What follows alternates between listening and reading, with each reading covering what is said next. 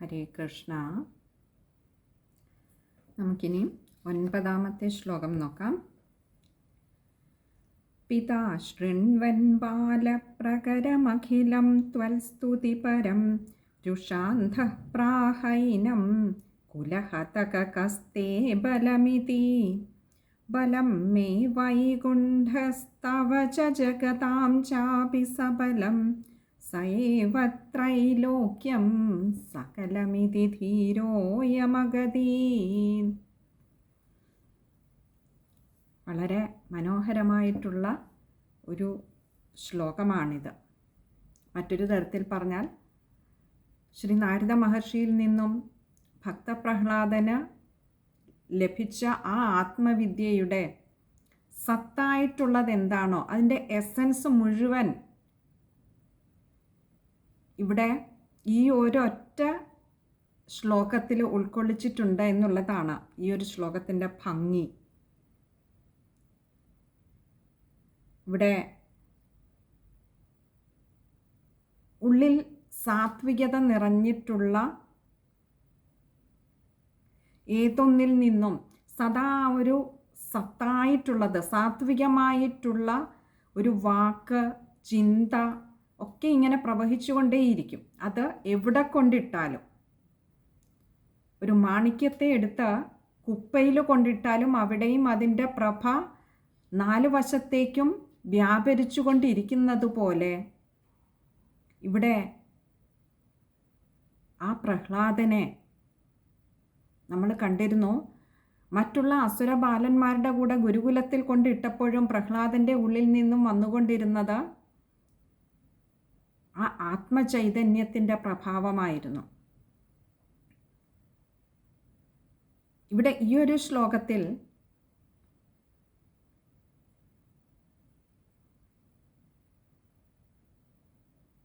പ്രഹ്ലാദൻ്റെ ആ ഒരു സംസർഗം കൊണ്ട് മറ്റുള്ള ദൈത്യബാലന്മാരിൽ അസുരബാലന്മാരിൽ വന്ന മാറ്റം ഹിരണ്യകശിപു അറിയുന്ന ഒരു സന്ദർഭമാണ് ഇവിടെ വിവരിച്ചിട്ടുള്ളത്. ഇവിടെ പറയുകയാണ്, പിതാ ശൃണ്വൻ ബാലപ്രകരമഖിലം ത്വൽ സ്തുതിപരം. പിതാ, ഇവിടെ പിതാവ് അച്ഛനായിട്ടുള്ള ഹിരണ്യകശിപുവിൻ്റെ കാര്യമാണ് പറയുന്നത്. ഹിരണ്യകശിപു ശൃണ്വൻ കേട്ടിട്ട് എന്ത്, ബാലപ്രകരമഖിലം, ബാലപ്രകരം അഖിലം, ആ അസുരബാലന്മാർ മുഴുവനും തന്നെ, അതായത് ഭക്തപ്രഹ്ലാദനോടൊപ്പം ഗുരുകുലത്തിലുണ്ടായിരുന്ന അസുരബാലന്മാരൊന്നാകെ ത്വൽ സ്തുതിപരം, ഭഗവാനെ അങ്ങയെ സ്തുതിക്കുന്നതിൽ താല്പര്യമുള്ളവരായി കണ്ടിട്ട്, അഥവാ സദാ അവരുടെ നാവിൽ നിന്നു പോലും ഇപ്പോൾ ഓം നമോ നാരായണായ എന്നൊരു മന്ത്രമാണ് സദാ വന്നുകൊണ്ടിരിക്കുന്നത്. ഇതിനു മുൻപ് തൻ്റെ രാജ്യത്തിൽ ഇതിനു മുൻപ് ആരും തൻ്റെ പുത്രനല്ലാതെ ഈ ഒരു മന്ത്രം പറയാറില്ലായിരുന്നു. ഇപ്പോൾ ദാ അവരിൽ നിന്നും സർവ്വ അസുരബാലന്മാരിൽ നിന്നും ഇപ്പോൾ പുറത്തേക്ക് വന്നുകൊണ്ടിരിക്കുന്നത് ഈ ഒരു മന്ത്രമാണ്. സദാ അവിടുത്തെ കഥകളിലായിരിക്കുന്നു ഈ അസുരബാലന്മാർക്ക് പോലും രതിയുള്ളത്, മമതയുള്ളത്. ഇത് കണ്ട ആ ഹിരണ്യകശിപുവിന് സ്വതവേ തനിക്ക് ഈ ജന്മത്തുള്ള ഒരേ ഒരു ശത്രു ആ ശ്രീഹരി ഭഗവാനാണ്. ആ ശ്രീഹരി ഭഗവാനെയാണ് തൻ്റെ മുൻപിൽ വന്നിട്ട് തൻ്റെ രാജ്യത്ത് ഭീമാകാരന്മാരായിട്ടുള്ള ദ്വാരപാലന്മാർ പോലും തൻ്റെ നേരെ നിന്ന് നാരായണ എന്ന് പറയാത്തിടത്ത് തൻ്റെ പുത്രൻ മാത്രം പറഞ്ഞിരുന്നു. പുത്രനെ എങ്ങനെയും തനിക്ക് ഇല്ലാതെയാക്കാൻ ശ്രമിച്ചു.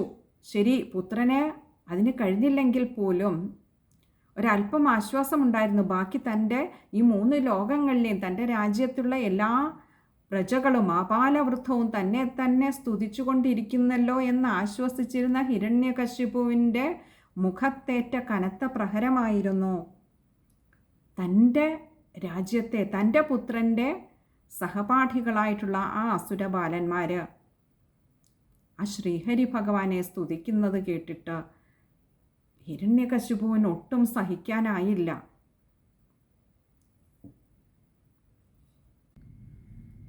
തൻ്റെ പുത്രനിലൂടെ തന്നെയാണ് ഈ ഉണ്ണികൾക്കും ഇങ്ങനൊരു അബദ്ധം അവരുടെ പ്രകൃതിയിൽ സംഭവിച്ചു പോയതെന്ന് ഹിരണ്യകശിപുവിന് നന്നായി മനസ്സിലായി.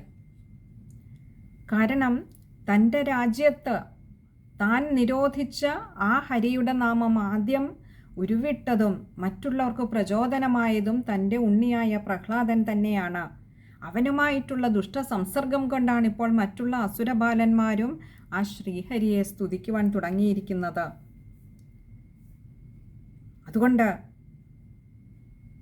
ഈ ബാലന്മാരൊക്കെ സ്തുതിക്കുന്നത് കണ്ടപ്പോൾ ബാലന്മാരുടെ നേരെയല്ല ഹിരണ്യകശിപു തിരിഞ്ഞത്. മറിച്ച് കോപം കൊണ്ട് അന്ധനായിട്ടുള്ള ആ ഹിരണ്യകശിപു പ്രാഹഏനം തിരിഞ്ഞ് തൻ്റെ പുത്രനായ പ്രഹ്ലാദനോട് തന്നെയാണ് ചോദിച്ചത്. ഇനിയും തൻ്റെ കൈകൊണ്ട് പുത്രനെ ഇതുവരെ വധിക്കുവാൻ ശ്രമിച്ചിരുന്നില്ല. ഇതുവരെ അതിന് മറ്റുപായങ്ങളാണ് തേടിയിരുന്നതെങ്കിൽ ഇനിയും ഈ ഉണ്ണിയെ വച്ചുകൊണ്ടിരിക്കരുത് എന്ന് തീരുമാനിച്ചിട്ട് നേരെ തിരിഞ്ഞു പുത്രനായ പ്രഹ്ലാദനോട് ഇപ്രകാരം ചോദിച്ചു. എന്താ ചോദിച്ച? കുലഹതക കസ്തേ ബലമിതി. കുലഹതക, ഈ കുലത്തെ തന്നെ മുടിക്കുവാനായി പുറപ്പെട്ടിരിക്കുന്ന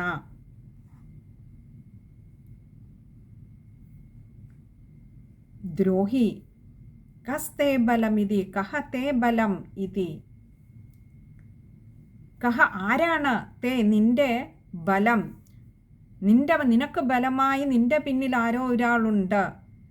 അതുകൊണ്ടാണ് നീ ഇത്ര ധിക്കാരിയായി മാറി, ഇത്ര തൻ്റെ ഇടം നിനക്ക്.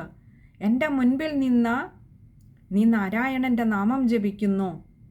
നിന്റെ കൂടെയുള്ളവരോട് നീ ശ്രീഹരിയുടെ മഹത്വം പറഞ്ഞു കൊടുക്കുന്നു. ബാക്കി ഈ രാജ്യത്തെല്ലാവരും എൻ്റെ നാമം പറഞ്ഞുകൊണ്ട് എന്നെ സ്തുതിക്കുമ്പോൾ നീ നിമിത്തമായി കുറെ അസുരബാലന്മാർ കൂടി വഴിതെറ്റിപ്പോകുന്നു. ആരാണിതിൻ്റെ പിന്നിൽ? ആരാണ് നിന്റെ ബലം? ഇതി എന്ന് ആ കോപിഷ്ഠനായിട്ടുള്ള, കോപത്താൽ അന്ധനായി തീർന്ന ഹിരണ്യകശിപു പ്രഹ്ലാദനോട് ചോദിച്ചു. അത് കേട്ടപ്പോൾ പ്രഹ്ലാദൻ കൊടുക്കുന്ന ഒരു മറുപടി, ബലം മേ വൈകുണ്ഠസ്തവ ച ജഗതാഞ്ചാപി സബലം സ ഏവ ത്രൈലോക്യം സകലമിതി ധീരോയമഗതീൽ.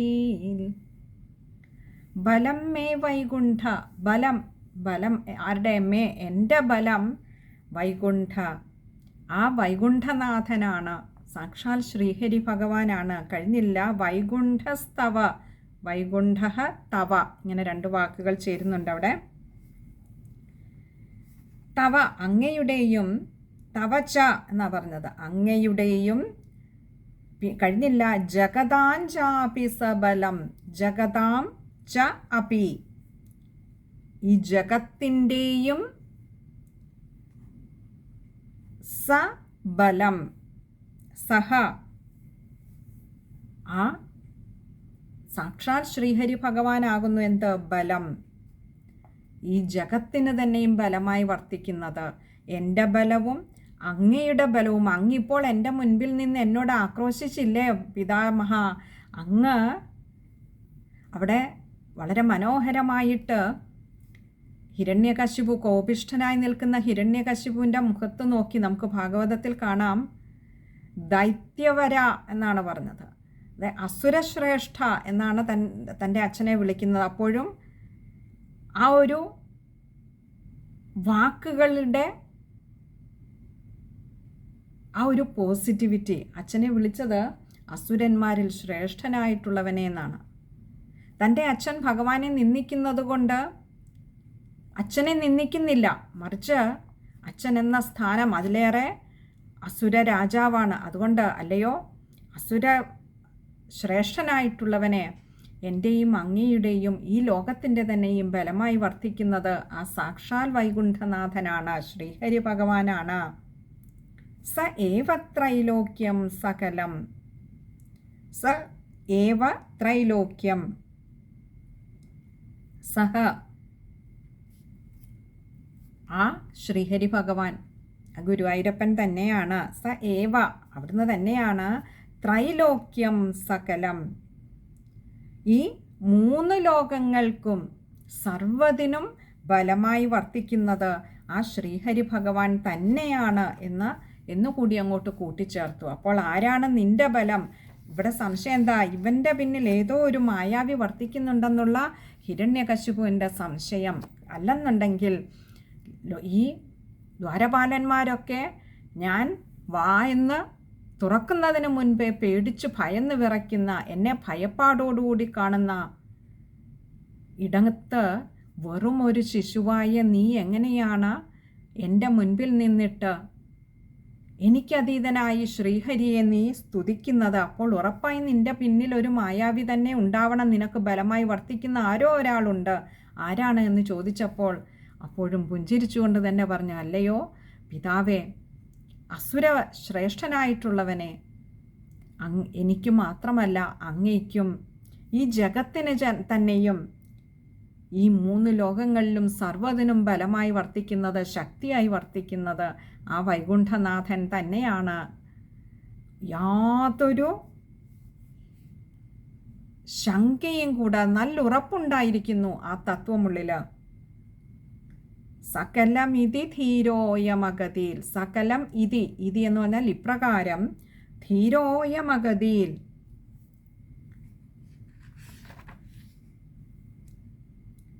ധീരഃ അയം അഗതീത്, ഇങ്ങനെ 3 വാക്കുകൾ അവിടെ വരുന്നുണ്ട്.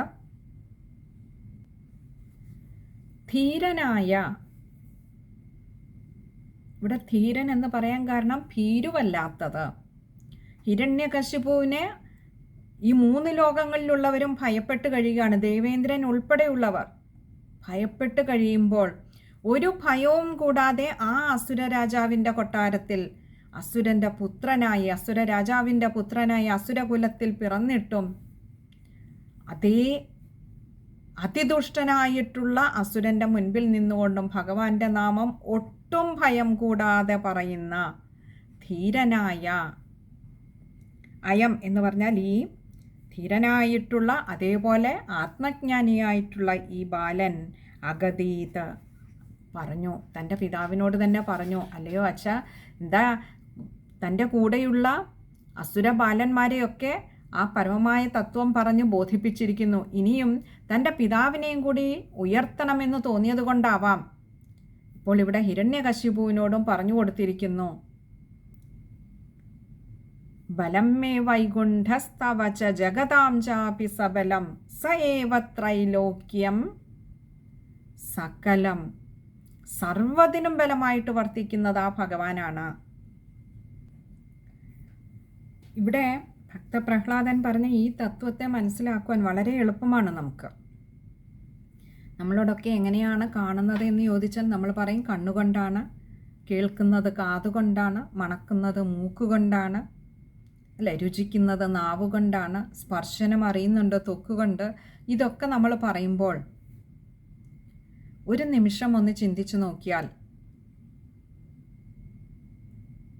പ്രാണൻ വെടിഞ്ഞ ഒരു ദേഹത്തിനും ഇതൊക്കെയുണ്ട്. കണ്ണ്, മൂക്ക്, നാവ്, ത്വക്ക് എല്ലാമുണ്ട്. പക്ഷെ ആ പ്രാണനില്ലാത്ത ജഡശരീരം ഇതൊന്നും കാണുന്നുമില്ല, കേൾക്കുന്നുമില്ല, രുചിക്കുന്നുമില്ല. വായിൽ വെച്ചു കൊടുത്താലും അതിന് രുചി അറിയില്ല. കണ്ണ് തുറന്ന് വെച്ചിട്ട് കണ്ണിൻ്റെ മുൻപിൽ പോയി നിന്നാലും ആ ജഡശരീരം ഒന്നും കാണുന്നില്ല. കാതിൻ്റെ അടുത്ത് പോയി അവർക്കിഷ്ടമുള്ള എന്തെങ്കിലും ഒന്ന് പറഞ്ഞാലോ കേൾപ്പിച്ചാലോ അത് കേൾക്കുന്നില്ല. തൊട്ടാൽ സ്പർശനം അറിയുന്നില്ല. ചൂടടിച്ചാൽ അറിയില്ല, തണുപ്പടിച്ചാൽ അറിയില്ല, അല്ലേ? മോർച്ചറിയിൽ കൊണ്ടുവെക്കുന്നു, തണുപ്പടിച്ചാൽ നമ്മളൊക്കെ ആണെങ്കിൽ ഇരിക്കുമോ, അല്ലേ? അപ്പോൾ അങ്ങനെ അഗ്നിക്ക് ഇരയാക്കുമ്പോഴും ചൂട് നന്നായി അറിയുന്നു, സ്പർശനം കൊണ്ടും അറിയുന്നില്ല ഒന്നും എന്ന് പറയുമ്പോൾ ഇതിനൊക്കെ നിദാനമായിട്ട്, ആധാരമായിട്ട് നമ്മുടെ ഉള്ളിലുള്ള ജീവാത്മാവാണ് ഇതിനൊക്കെ നമ്മളെ പ്രാപ്തരാക്കുന്നത്. കണ്ണുകൊണ്ട് കാണുന്നതിന് കാരണം കണ്ണിന് കണ്ണ്, മനമാകുന്ന കണ്ണതിന് കണ്ണായിരിക്കുന്ന ഒരു പൊരുൾ നമ്മുടെ ഉള്ളിലുള്ളത് കൊണ്ടാണ്. ചെവി ഉണ്ടായിട്ടും കേട്ടുകൊള്ളണമെന്നില്ല. അത് കേൾക്കാൻ കഴിയുന്നത് ആ ഈശ്വരൻ നമ്മുടെ ഉള്ളിലുള്ളത് കൊണ്ടാണ്. ജീവാത്മ രൂപത്തിൽ നമ്മുടെ ഉള്ളിൽ ആ പരമാത്മ ചൈതന്യം കുടികൊള്ളുന്നത് കൊണ്ടാണ് നമ്മുടെ ഓരോ ഇന്ദ്രിയങ്ങളും വർത്തിക്കുന്നത്. നമ്മൾ പ്രപഞ്ച സൃഷ്ടിയുടെ കാര്യം പറഞ്ഞപ്പോൾ ഈ പഞ്ചേന്ദ്രിയങ്ങളും പഞ്ചഭൂതങ്ങളും എല്ലാം സൃഷ്ടിച്ചതിന് ശേഷവും അതിനെ ഒരു സൃഷ്ടിയാക്കി മാറ്റാൻ, ജീവനുള്ള ചൈതന്യമുള്ള ഒരു സൃഷ്ടിയാക്കി മാറിയത് ഭഗവാൻ സ്വയം അതിനുള്ളിൽ സൂക്ഷ്മരൂപത്തിൽ തൻ്റെ അംശത്തെ ചേർത്തപ്പോഴാണ്. അതാണ് 25ാമത്തെ തത്വമായിട്ട് പറയുന്നത്. അങ്ങനെ ആ ഈശ്വരനാണ് നമുക്കൊക്കെ ഇതിനെല്ലാമുള്ള ഓരോ കർമ്മം ചെയ്യുന്നതിനും, കാണുന്നതിനും കേൾക്കുന്നതിനും മാത്രമല്ല, ഏതൊരു കർമ്മം ചെയ്യുന്നതിനും ശക്തിയായി, ബലമായി നമ്മുടെ ഉള്ളിൽ ആ ഭഗവാൻ, ആ ഈശ്വര ചൈതന്യം ഉള്ളത് കൊണ്ടാണ് നമുക്കിതൊക്കെ ചെയ്യാൻ കഴിയുന്നത്. എപ്പോൾ അത് ഈ ദേഹത്തെ വിട്ടുപോകുന്നുവോ അപ്പോൾ പിന്നെ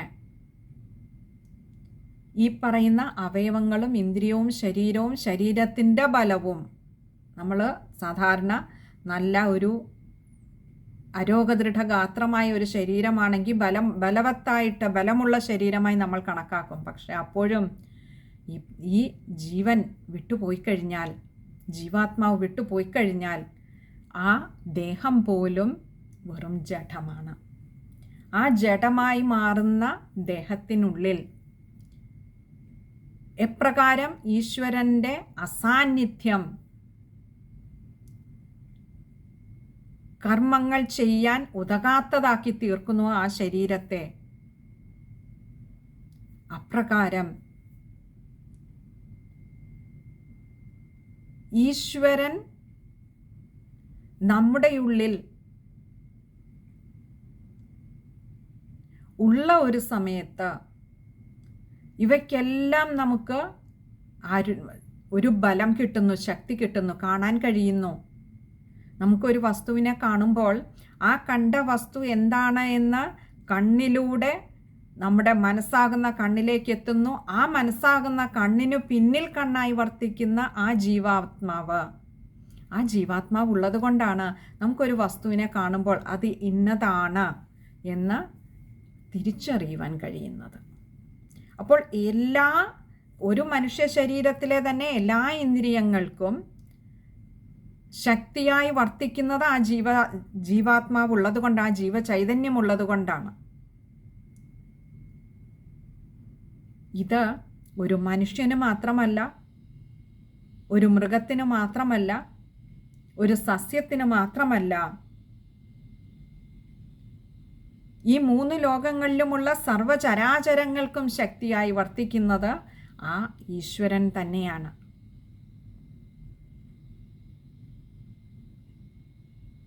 ഈ ഒരു പരമമായ സത്യത്തെ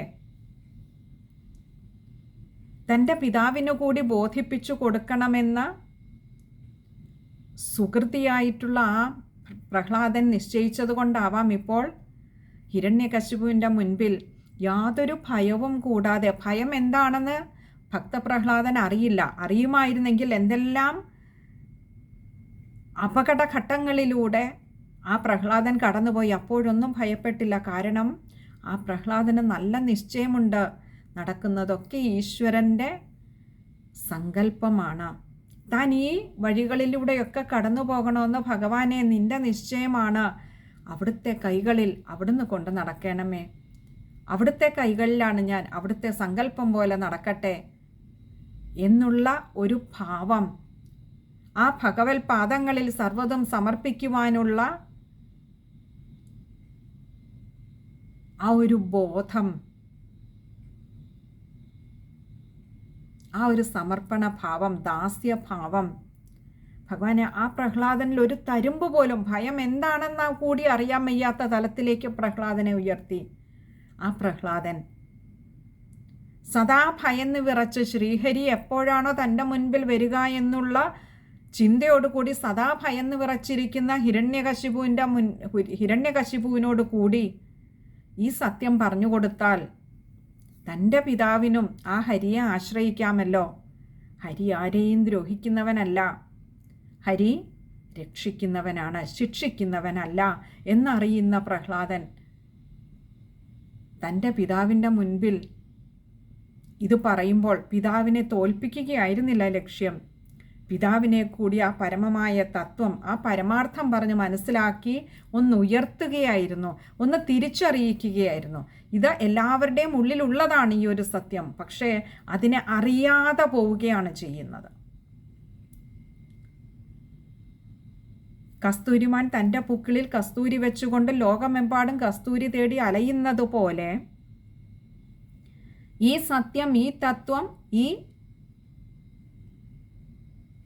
ജ്ഞാനം നമ്മുടെയൊക്കെ ഉള്ളിൽ മുൻപേ ഉള്ളതാണ്.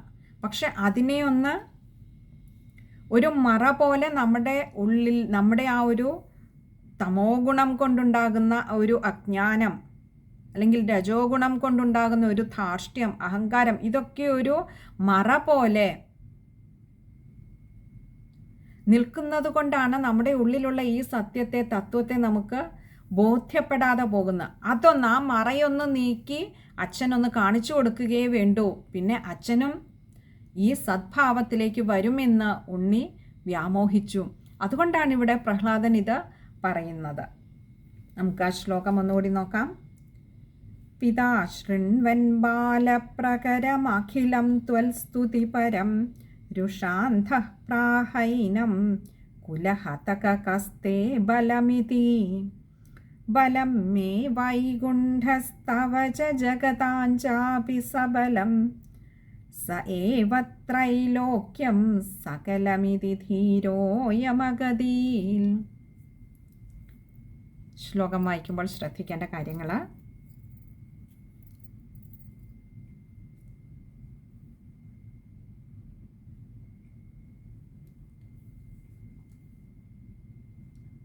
ബാലപ്രകരമഖിലം, അവിടെ മായ്ക്ക് അഖിലമാണ്, ആകാരം കൊടുത്ത് വായിക്കുക. പിന്നെ രുഷാന്ധ, അവിടെ വിസർഗമുണ്ട്, പകുതി ഹകാരത്തിൽ വായിക്കുക. പിന്നെ അടുത്ത പ്രാഹൈനം, ബലമിതി, ബലം ഇതിയാണ്.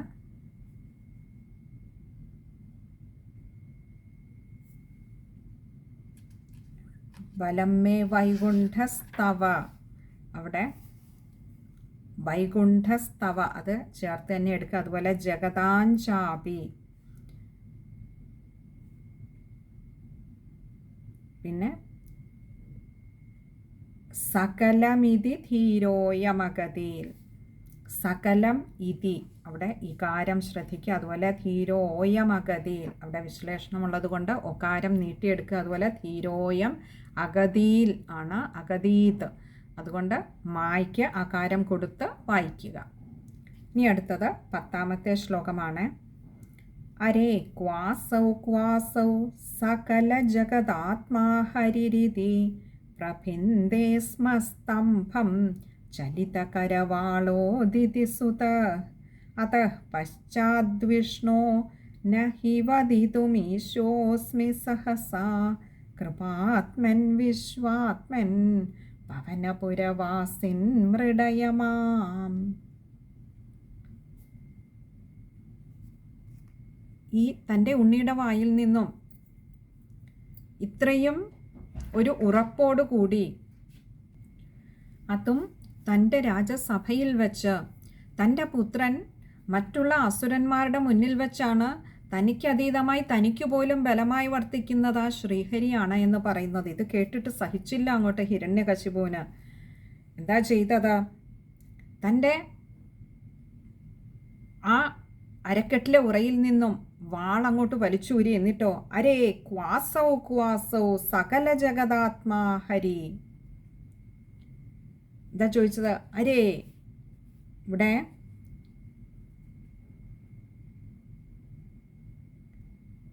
തൻ്റെ പുത്രനോട് ചോദിക്കുകയാണ്.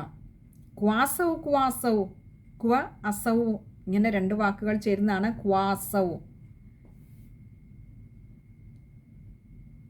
ക്വ എവിടെയാണ്, അസൗ അവൻ. ഇവിടെ ആ ശ്രീഹരി ഭഗവാനെ കുറിച്ച് ചോദിക്കുകയാണ്. അവൻ എവിടെയാണ്?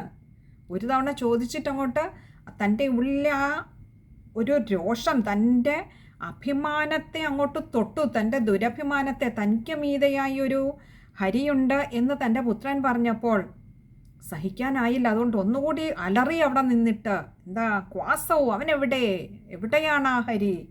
സകല ജഗദാത്മാ ഹരി. ഈ സകല ജഗത്തിന് നീയല്ലേ പറഞ്ഞത് ആത്മാവായിരിക്കുന്നു, ശക്തിയായിരിക്കുന്നു എന്ന്?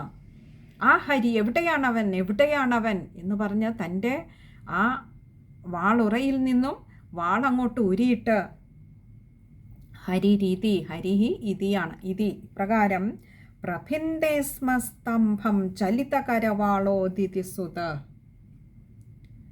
ഇപ്രകാരം അങ്ങോട്ട് കോപാകുലനായി അലറിക്കൊണ്ട് പ്രഭിന്ദേ സ്മ,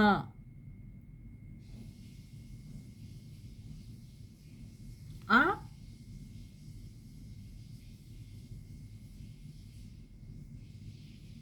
അവിടെ ആ രാജസഭയിലുണ്ടായിരുന്ന അനേകം തൂണുകളിൽ ഒരു തൂണിൽ തൻ്റെ കോപം മുഴുവൻ അങ്ങോട്ട് തീർക്കത്തക്ക വിധത്തിൽ മുഷ്ടി ചുരുട്ടി ആഞ്ഞൊരിടി അങ്ങോട്ട് ഇടിച്ചു. ആ തൂണ് കൂടി, ആ സ്തംഭം കൂടി അങ്ങോട്ട് പിളർന്നു പോകുന്ന വിധത്തിൽ ആഞ്ഞങ്ങോട്ട് ഇടിച്ചു. ആ ഇതിൽ തൻ്റെ ദേഷ്യം, തൻ്റെ ഉള്ളിൽ അടക്കാനാവാത്ത കോപം, ആ കോപത്തെ കാണിക്കുന്നതിന് വേണ്ടി ആ തൂണിൽ ആഞ്ഞങ്ങോട്ട് ഇടിച്ചു. എന്നിട്ടോ ചലിത കരവാളോ ദിതിസുതഃ,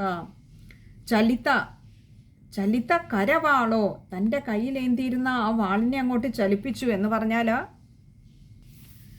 തൻ്റെ കയ്യിൽ ആ വാളുകൊണ്ട് ആഞ്ഞ ആ തൂണിൽ വെട്ടി. ആദ്യം കൈ കൊണ്ടാഞ്ഞൊരിടി കൊടുത്തിട്ടും തൻ്റെ കോപം അങ്ങോട്ട് അടങ്ങുന്നില്ല എന്ന് കണ്ടപ്പോൾ ആ ഉറയിൽ നിന്ന് മൂരിയ വാളെടുത്ത ആ തൂണിൽ ആഞ്ഞു വെട്ടിക്കൊണ്ട് ചോദിച്ചു, എവിടെ നിന്റെ ഹരി? നീയല്ലേ പറഞ്ഞ സകല ജഗത്തിലും ശക്തിയായി കുടികൊള്ളുന്നത് ആ ഹരിയാണെന്നെങ്കിൽ ഈ തൂണിലുണ്ടാവണ്ടേ? ഈ തൂണിലുണ്ടാവുമോ എന്ന് ചോദിച്ചപ്പോൾ ആ പ്രഹ്ലാദൻ പറഞ്ഞു അത്രേ, ഉണ്ട്.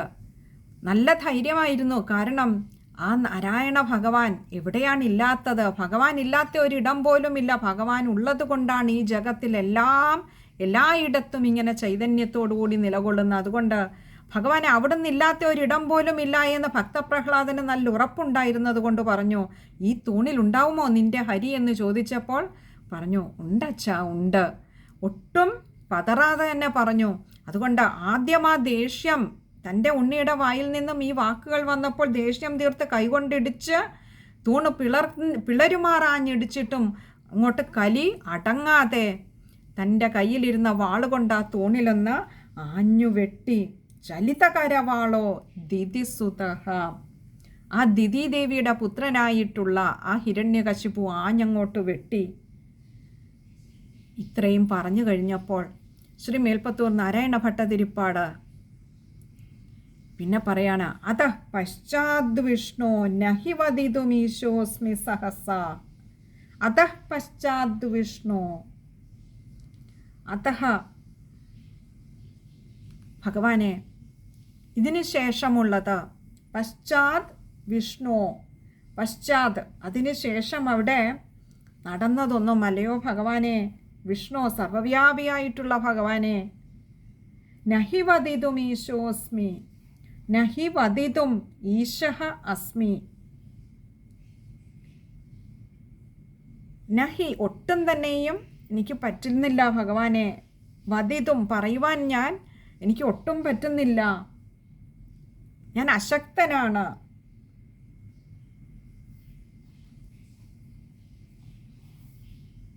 ഈശഃ അസ്മി എന്നാ പറഞ്ഞത്. അല്ലയോ ഭഗവാനെ, ഇതിനപ്പുറം അവിടെ നടന്നതൊക്കെ ആ ഒരു വാളുകൊണ്ട് ആ തൂണിൽ ആഞ്ഞു വെട്ടിയപ്പോൾ അവിടെ നടന്നതൊന്നും പറയുവാൻ എനിക്കാവുന്നില്ല ഭഗവാനെ. അവിടെ ഉണ്ടായത് എന്താണെന്ന് വർണ്ണിക്കാൻ ഞാൻ അശക്തനാണ് ഭഗവാനെ. സർവവ്യാപിയായിട്ടുള്ള ഭഗവാനെ, ആ തൂണിൽ ആഞ്ഞു വെട്ടിയപ്പോൾ അവിടെ സംഭവിച്ചത്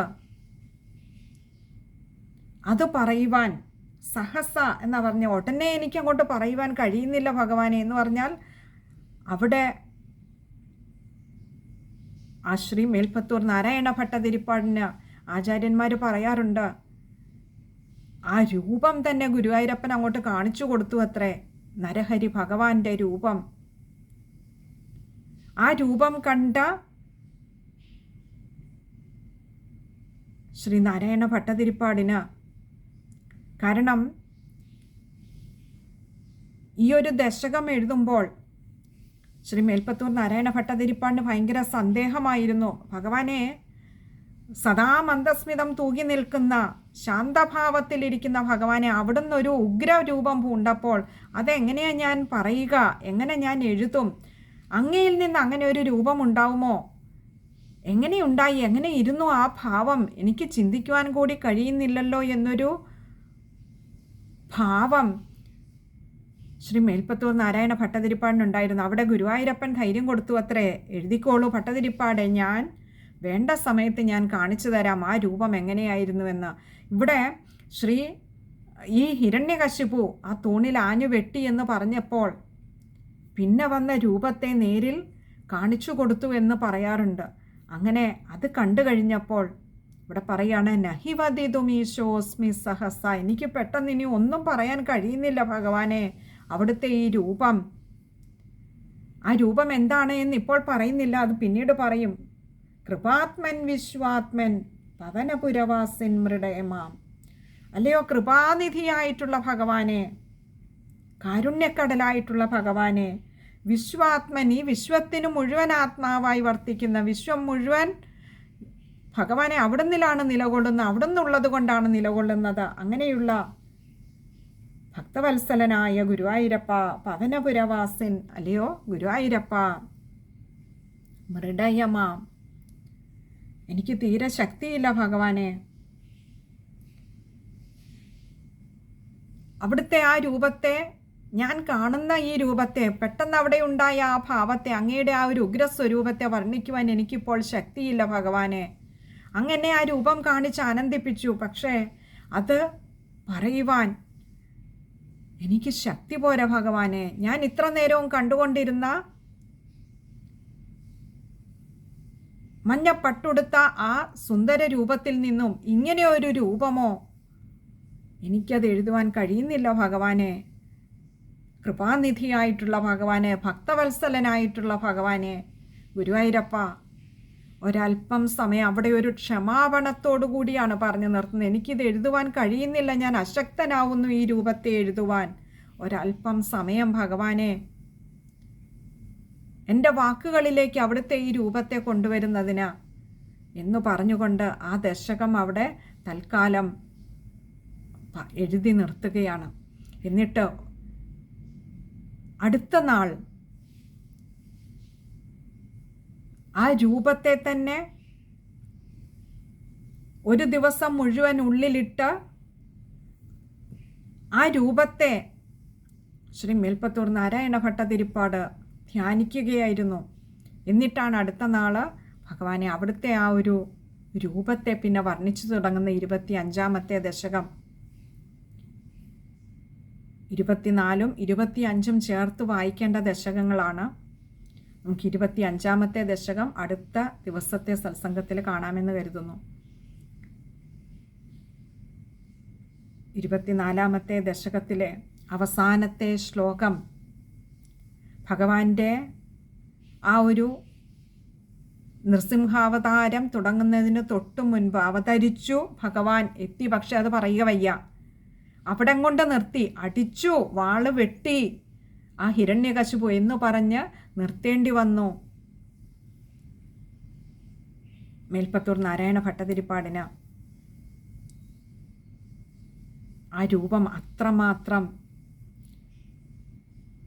ഉഗ്രഭാവമായിരുന്നു, രൗദ്രഭാവമായിരുന്നു. നമ്മളൊക്കെ കാണുന്ന കാരുണ്യം വഴിഞ്ഞൊഴുകുന്ന കണ്ണുകളോടുകൂടി ആ ഗുരുവായൂരപ്പൻ്റെ രൂപത്തിൽ നിന്നും ഗുരുവായൂരപ്പൻ തന്നെ കാണിച്ചു കൊടുക്കുന്നു ഇങ്ങനെ ഒരു രൂപത്തെ. എന്നിട്ടും അതിനെ ഉൾക്കൊള്ളുവാൻ, കൺമുമ്പിൽ കണ്ടിട്ട് പോലും ഉൾക്കൊള്ളുവാൻ കഴിയാതെ ഇവിടെ വലയുകയാണ് ശ്രീ മേൽപ്പത്തൂർ നാരായണ ഭട്ടതിരിപ്പാട്. നമുക്കും ആ ശ്ലോകം പറഞ്ഞ് ഇന്നത്തെ സത്സംഗം ഇവിടെ നിർത്താം. ഹരേ കൃഷ്ണ. ആ ശ്ലോകം ഒന്നുകൂടി നോക്കാം. അരേ ക്വാസൗ സകല ജഗദാത്മാ ഹരിരിതി പ്രഭിന്ദേ സ്മസ്തംഭം ചലിതകരവാളോ ദിതിസുത അതഃ പശ്ചാദ്വിഷ്ണോ ന ഹി വദിതുമീശോസ്മി സഹസാ കൃപാത്മൻ വിശ്വാത്മൻ പവനപുരവാസിൻ മൃഡയമാം. ശ്ലോകം വായിക്കുമ്പോൾ ശ്രദ്ധിക്കേണ്ട കാര്യങ്ങൾ: ക്വാസൗ, അവിടെ ക്വാ എന്നുള്ളത് ശരിക്ക് വായിക്കുക. അതുപോലെ ഹരിരീതി, ഹരി ഇതിയാണ്. പിന്നെ ദിതിസുത, അവിടെ വിസർഗമുണ്ട്, പകുതി ഹകാരത്തിൽ വായിക്കുക. അതുപോലെ അതഃ പശ്ചാദ് വിഷ്ണു, അതഃ അവിടെയും വിസർഗമുണ്ട്. പശ്ചാദ് വിഷ്ണു, ദ്വി, അത് അങ്ങനെ തന്നെ വായിക്കുക. പിന്നെ അടുത്തത് നഹി വദിതും ഈശോസ്മി, വദിതും ഈശഃ അസ്മി, ഇങ്ങനെ 3 വാക്കുകളുണ്ട്. അപ്പോൾ വദിതും ഈശോസ്മി, വദിതു മീ എന്നെടുക്കരുത്, വദിതും ഈശോസ്മി. ഇത് ഇത്രയും കാര്യങ്ങളാണ് ആ ഒരു ശ്ലോകം വായിക്കുമ്പോൾ ശ്രദ്ധിക്കേണ്ടതായിട്ടുള്ളത്. 25ാമത്തെ ദശകം നമുക്ക് അടുത്ത സത്സംഗത്തിൽ കാണാമെന്ന് കരുതുന്നു. ഹരേ കൃഷ്ണ.